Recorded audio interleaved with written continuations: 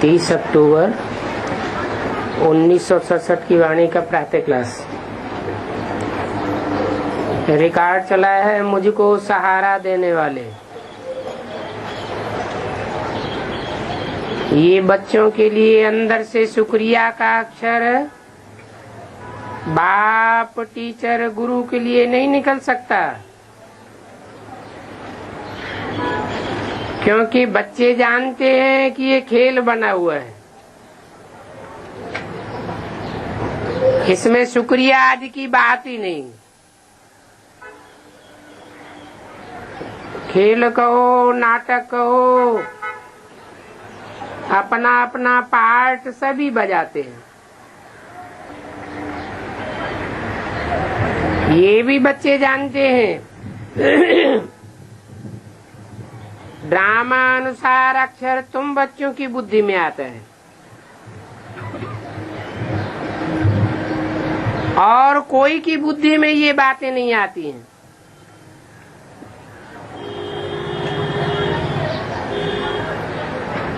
खेल कहने से सारा ही खेल 5000 वर्ष का तुम्हारी बुद्धि में आ जाता है।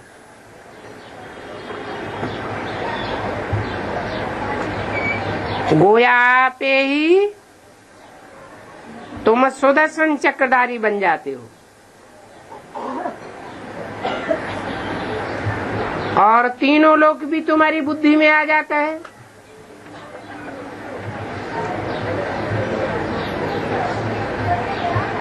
मूल वतन, सूक्ष्म वतन और स्थूल वतन।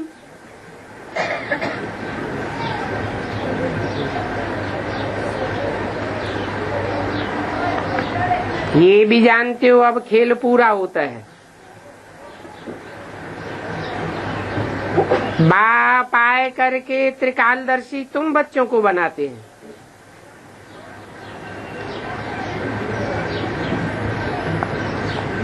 और तो कोई को नहीं बनाते। तीनों कालों, तीनों लोकों,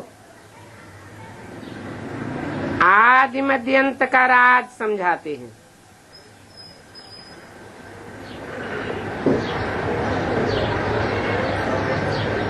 काल समय को कहा जाता है।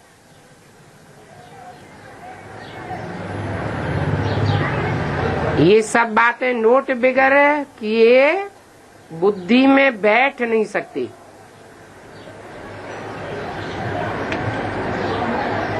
तुम बच्चे तो बहुत पॉइंट्स भूल जाते हो,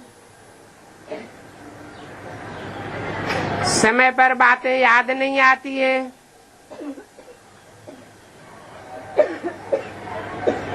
और ड्रामा के ड्यूरेशन को तुम जानते हो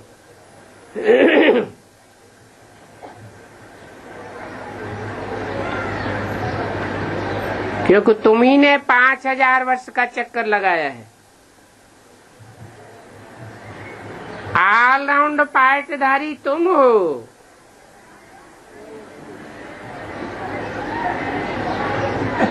इसलिए तुम ही त्रिनेत्री त्रिकालदर्शी बनते हो। ज्ञान का तीसरा नेत्र तुमको मिल जाता है।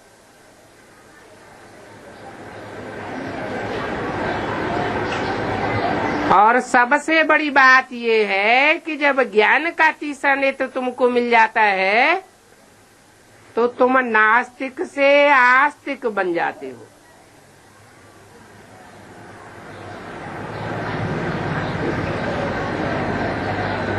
नहीं तो जब नास्तिक थे तो निर्धन के थे और आस्तिक बन जाते हो तो धनी के बन जाते हो।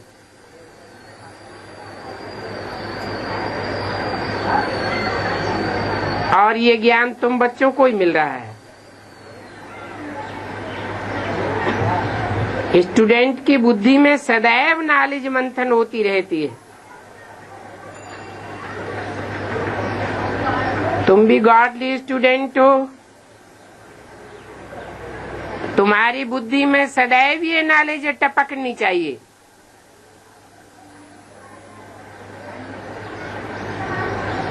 क्योंकि ये भी नॉलेज है ना, और ये नॉलेज भी ऊंचे से ऊंचे बाप तुमको देते हैं। ड्रामा अनुसार ही देते हैं।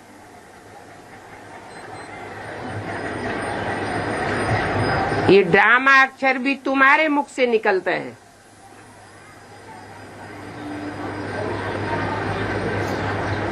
सो भी उनके मुख से खास निकलता है जो ईश्वरीय सेवा में तत्पर रहते हैं।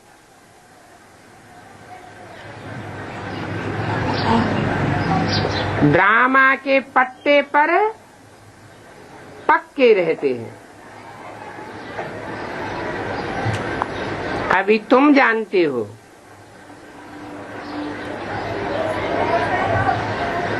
पहले हम आर्फन्स के थे, अभी बेहद का बाप धनी मिला है, तो अभी हम धनी के बने हैं। वो दुनिया वाले होते हैं हद के आर्फन्स। पहले तुम बेहद के आर्फन्स थे।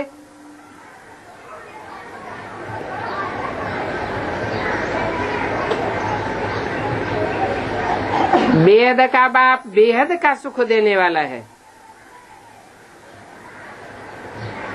और ऐसा कोई भी बाप नहीं होता 84 जन्मों में जो ऐसा सुख तुमको देता हो। कैसा सुख? अतीन्द्रिय सुख।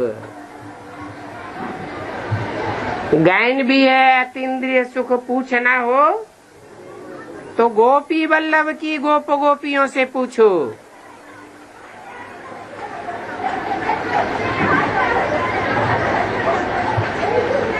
और ये अतीन्द्रिय सुख तुमको 84 जन्मों में कभी नहीं मिलता। कब मिलता है?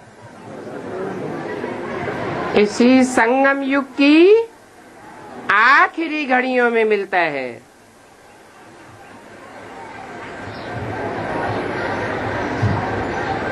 पहले पहले तो बच्चे दुनिया में हिंसक बन पड़ते हैं, उनको हिंसक विकारी बनाए देते हैं।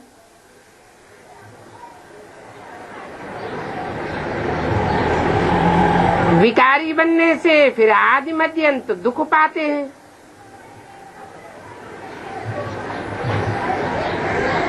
पाप आत्मा बन जाते हैं।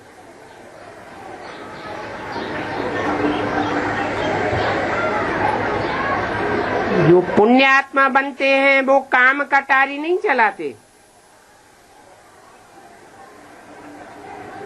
और पाप आत्मा काम कटारी चलाते हैं।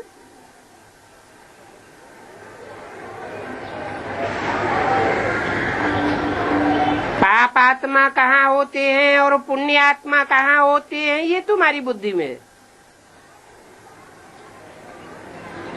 नई दुनिया, पुरानी दुनिया, ये सब तुम बच्चों की बुद्धि में। परंतु ये बातें औरों को यथार्थ रीति समझावें और इसी ईश्वरीय धंधे में लग जावे। ऐसे तो हरेक की सर्कमस्टांसेस अपनी अपनी होती है।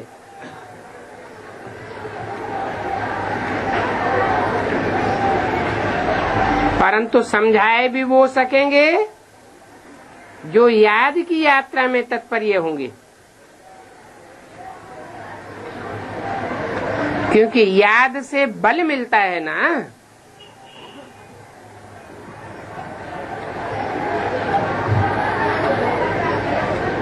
बाप है ही जौहरदार तलवार, तो उसकी याद में रहने से तुम्हारे अंदर बल आ जाता है, जौहर भर जाता है। अभी तुम बच्चों को जौहर भरना है। इसको योग बल कहा जाता है ना। इस याद में ही बल है।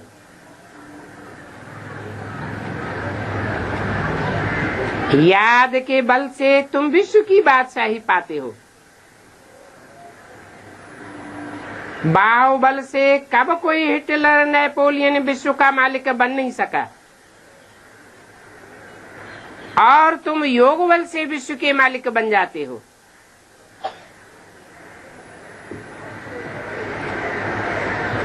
कहाँ योग बल? योग बल कहो, प्रीति बल कहो, रूहानी बल कहो,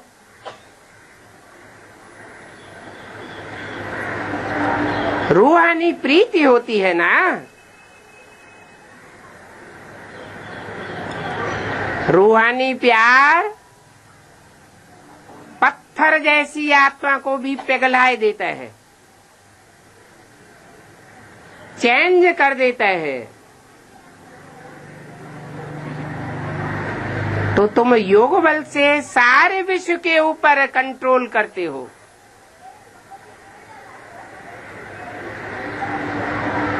कंट्रोल ना भी कहें, स्वतः ही सारी दुनिया कंट्रोल्ड हो जाती है। एक होता है प्यार से अपने आप कंट्रोल में रहना, अनुशासन में रहना, और एक होता है तलवार के बल से जबरियन किसी को घसीटना। बहुत फर्क हो जाता है। तो बाप सिद्धांत बताते हैं, बाहुबल से कब कोई दुनिया को कंट्रोल कर नहीं सकता। कमजोर आत्माओं को कंट्रोल कर सकते हैं,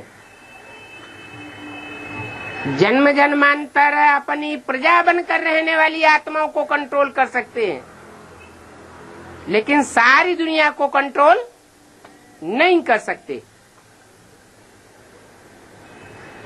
ये योग बल में ही इतनी ताकत है, रूहानी बल में ही इतनी ताकत है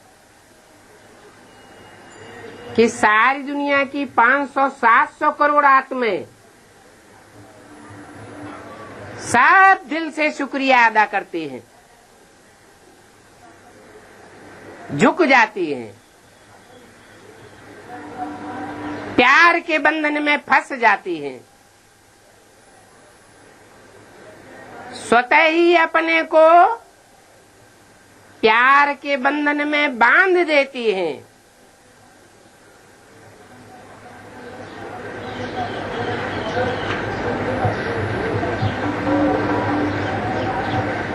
तो योग से बल मिलता है ना।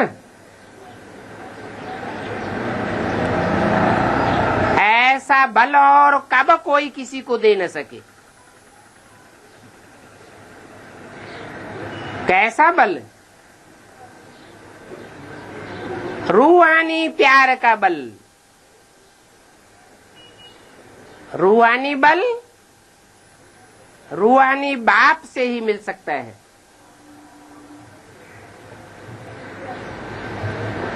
और कोई मनुष्य मात्र से नहीं मिल सकता, क्योंकि इस दुनिया में सब देह अभिमानी है।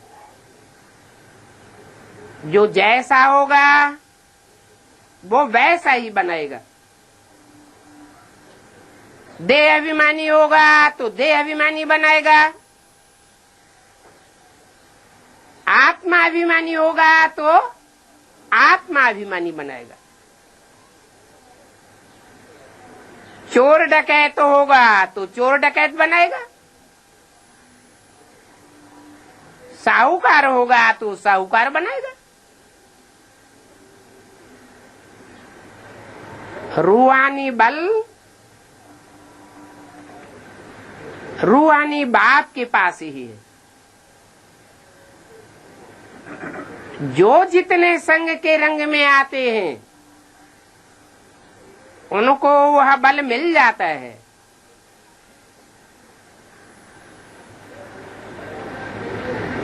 संग अनेक प्रकार का होता है।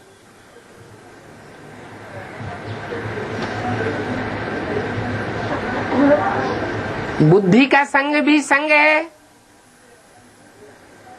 परंतु बुद्धि का लगाव तब होता है जब बुद्धि में प्राप्ति का पता लग जाए, अथवा बुद्धि ने अनुभव किया हो कि इससे ये प्राप्ति होती है। कही हुई बात, बोली हुई बात भूल जाती है, अनुभव कभी भूलता नहीं है। तो बाप आकर के अनुभव कराते हैं, प्रैक्टिकली अनुभव कराते हैं।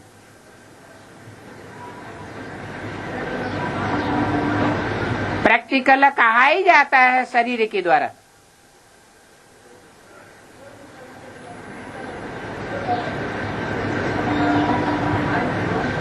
बाप का संग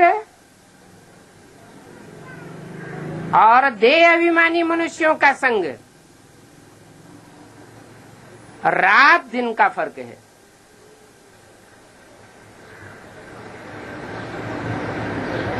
बाप का नाम ही है शिव कल्याणकारी। जो भी नाम है शरीर के ऊपर पड़ते हैं। मेरी बिंदी का नाम शिव है।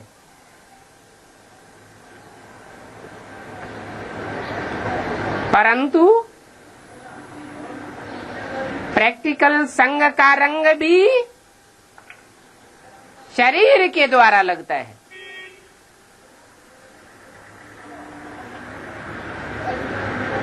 जो विधर्मी धर्म पिताएं इस राज को नहीं समझ पाते, वो दूर ही दूर रहते हैं।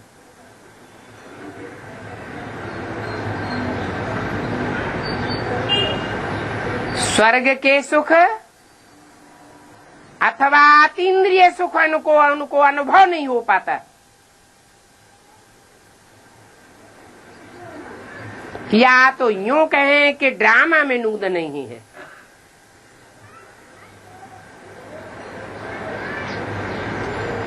अतीन्द्रिय सुख इंद्रियों से परे की स्टेज का सुख है,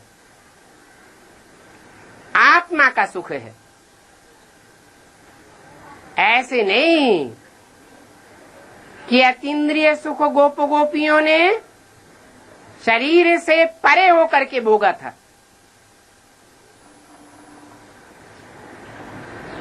अगर देह से आत्मा निकल गई होती तो भक्ति मार्ग में ये गायन ही नहीं होता कि अतीन्द्रिय सुख पूछना हो तो गोप गोपियों से पूछो। वास्तव में ये 84 का ऑलराउंड पार्ट बजाने वाली आत्माओं की बात है, जिन्होंने बाप से अतीन्द्रिय सुख भोगा है।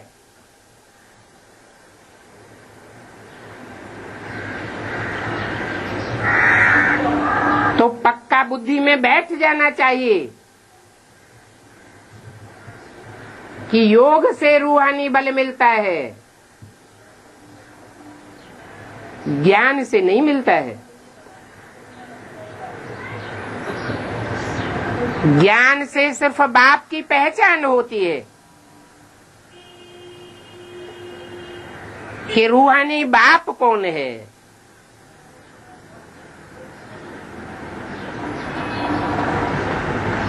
जिस्मानी बाप की भी पहचान होती है।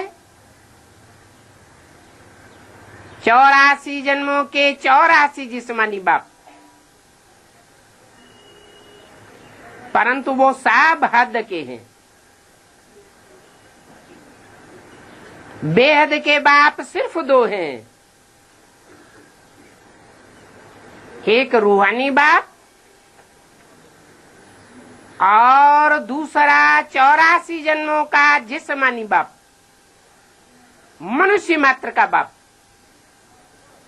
500-700 करोड़ जो भी मनुष्य मात्र हैं, जीवात्मा के रूप में है, उन सब को अनुभूति कराने वाला बाप, उसको सब धर्म वाले मानते हैं।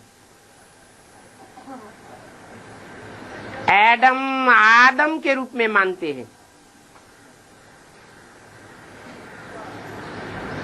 मुसलमान लोग भी कहेंगे दीन इलाही,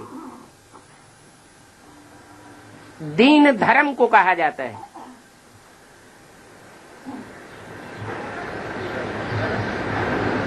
बच्चों को समझाया है नॉलेज सोर्स ऑफ इनकम है।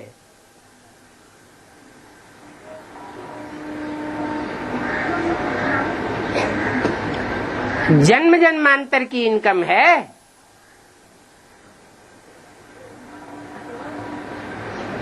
21 जन्म के लिए ऐसी इनकम है जहां तुमको कोई प्रयास नहीं करना पड़ता और इनकम होती रहती है।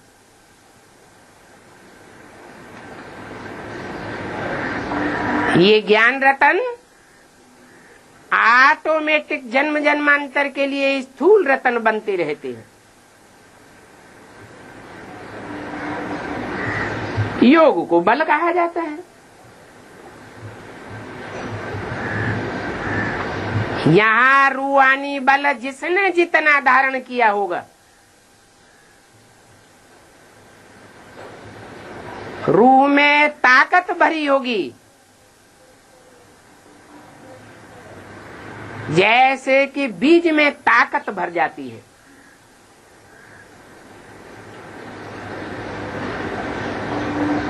बीज माने आत्मा।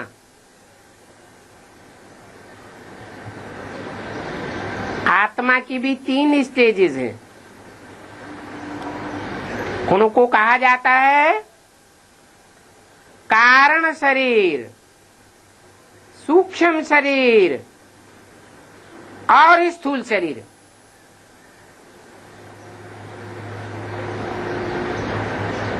कारण शरीर जितना पावरफुल होगा, जन्म जन्मांतर के लिए सूक्ष्म शरीर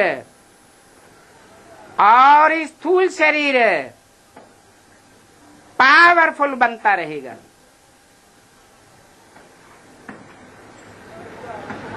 अभी आत्मा में रूहानियत भर ली, रूहानी बाप की याद से, बाप के संग से, तो जन्म जन्मांतर सुखाला बन जाएगा। बाप को कहते ही है सत्य चित्तानंद। सच्चाई की जन्म जन्मांतर की ताकत भर जाती है।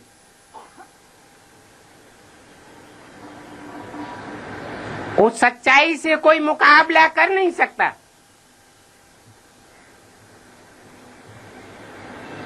बल थोड़े समय के लिए सच्चाई गुप्त भी हो जाती है, परंतु आखिरी सच्चाई सर के ऊपर चढ़ करके बोलती है। झूठ को हारना पड़ता है।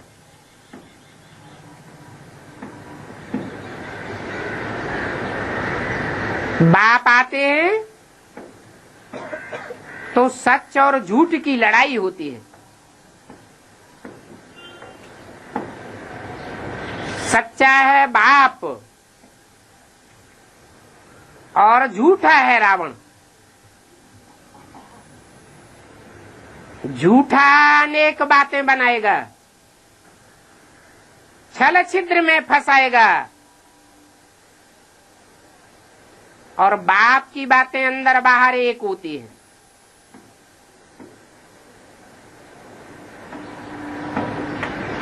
परंतु जो बाप के साथ दोहरा व्यवहार करते हैं, अथवा बाप को नहीं पहचानते, उनके लिए बाप भी अंदर एक और बाहर दूसरा रहता है।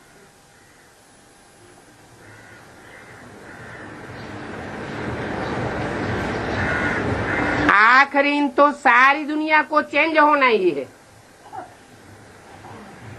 रूह बनना ही है। जब सारी दुनिया रूह बन करके रूहों के धाम में वापस जाएगी तो बाप भी अंदर बाहर एक नजर आएगा। सारी दुनिया उस बाप को पहचानेगी। पहचानने में भी नंबरवार और रूह बनने में भी नंबरवार।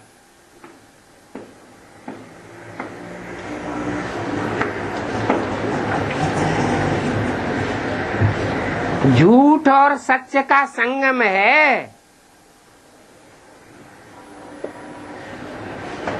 ये संगम कलयुग के अंत और सत्य युग के आदि में ही होता है। 100% संगम 5000 वर्ष के ड्रामा में एक ही बार होता है।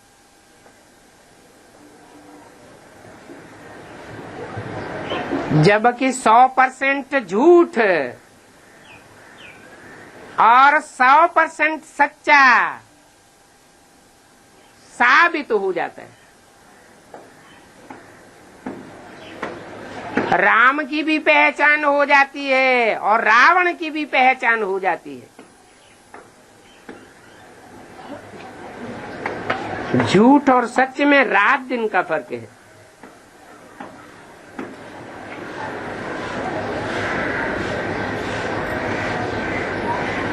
अब विचार करो कि योग अच्छा है या ज्ञान अच्छा है।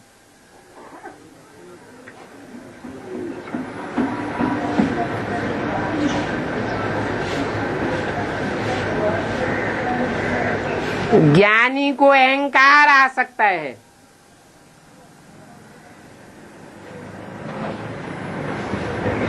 अहंकार सत्यानाश कर देता है।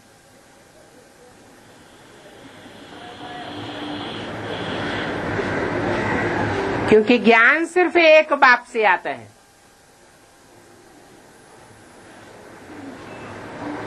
जो ज्ञानी होने का अहंकार धारण कर लेता है वो ये भूल जाता है कि जो भी ज्ञान हमको मिलता है वो उसे एक बाप से मिलता है। वास्तव में ये ज्ञान हमारी चीज नहीं है। हमारी आत्मा की अपनी चीज है रूहानियत।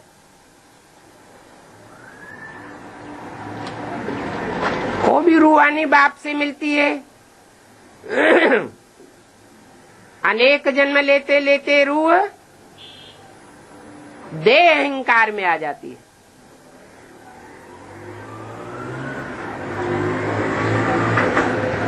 देह अहंकार में आने वाली आत्मा बाप से दूर ही दूर रहती है। इसलिए साधु सन्यासी ईश्वरीय ज्ञान को अंत में उठावेंगे।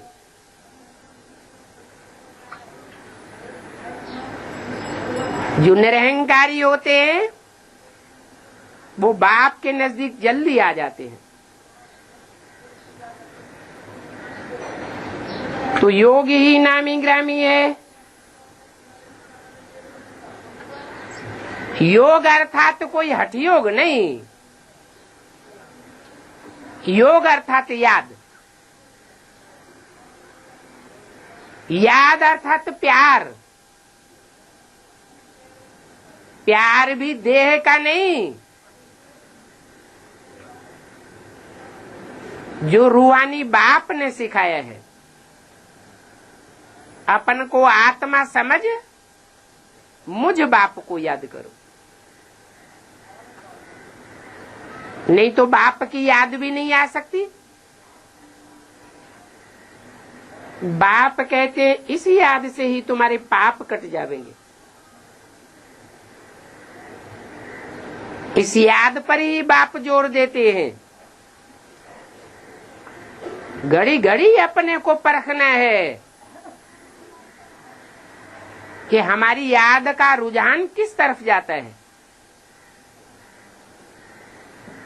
देह देह के संबंधियों की ओर जाता है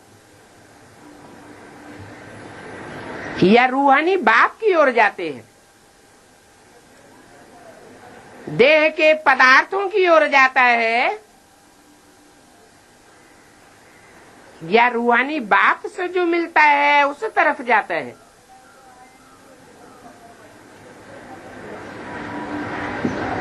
रूहानी बाप से रूहानी ज्ञान मिलता है।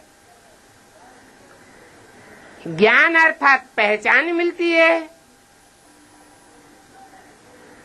बुद्धि में पहचान पक्की होने पर बुद्धि बाप की ओर दौड़ती है।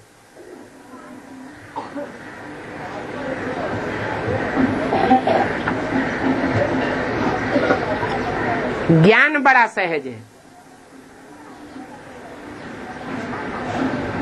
ज्ञान भी सहज है और जो सहज स्वभाव संस्कार वाले होते हैं, जन्म जन्मांतर के सरल संस्कार के स्वभाव संस्कार पड़े हुए, सरल चित्त हैं, भोले भाले हैं, उनके लिए याद भी बड़ी सहज है।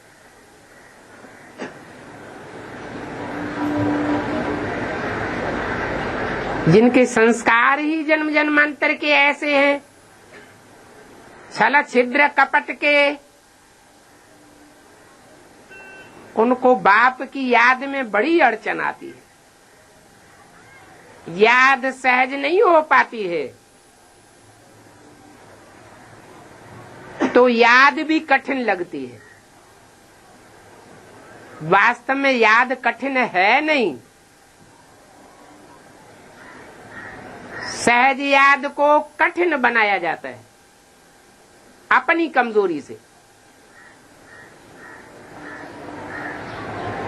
भगवान वाचे मैं तुमको सहज ज्ञान सुनाता हूं।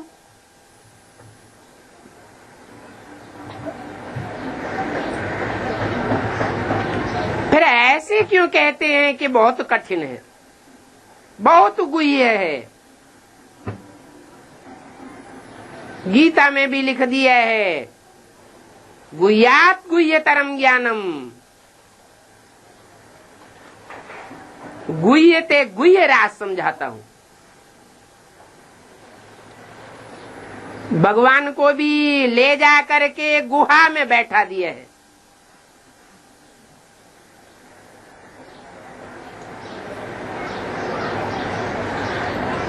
कि ज्ञान देने वाला बाप खुद ही गुफा के अंदर घुसा बैठा है।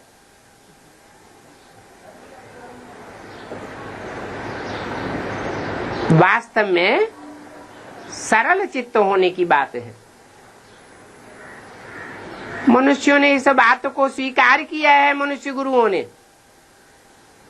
गीता शास्त्र में भी लिखा है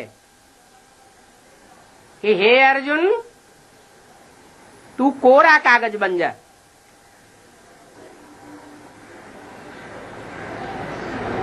जो भी दुनियावी रीत से तूने समझा है, सुना है, पढ़ा है, वो सब भूल जा। मेरी बात सुन।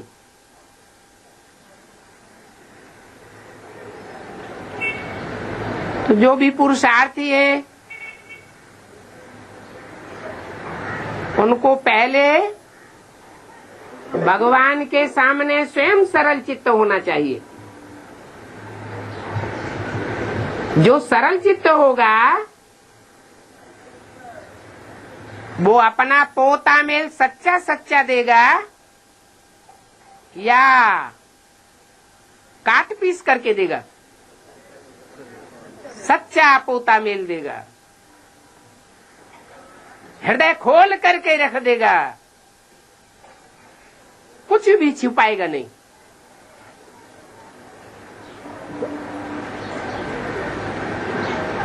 तो शास्त्रों में लिख दिया है, भक्ति मार्ग के शास्त्रों में सारी बातें लिखी हुई हैं। निर्मल मन सोई जन मोई पावा, मोहि छल छिद्र कपट नहीं भावा।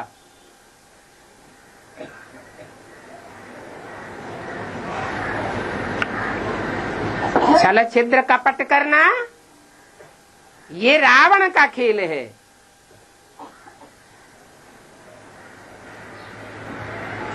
जैसे जोंक है, पानी एक जैसा है, फिर भी टेढ़ी मेढ़ी होकर के चलती है।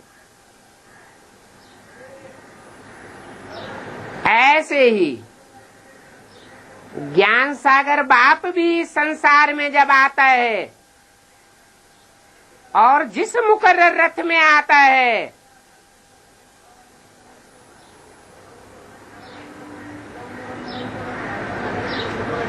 सहज और साधारण है।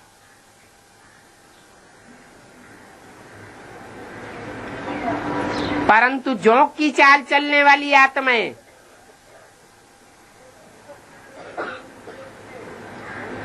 उसे भी टेढ़ा मेढ़ा समझ लेती है।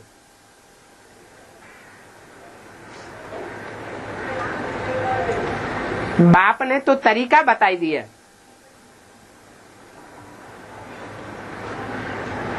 तुम इनको न देखो। किसको देखो? बाप को देखो।